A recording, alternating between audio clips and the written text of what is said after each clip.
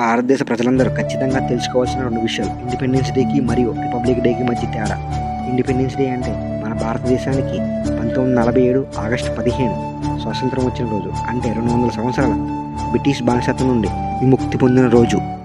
ఆ రోజున భారత ప్రధాని ఎర్రకోట మీద జెండాను ఎగరవేయడం జరుగుతుంది. ఆ జెండా తమ్ము కింది భాగం నుంచి పై భాగం తీసుకువెళ్ళి జెండాను ఎగరవేస్తారు.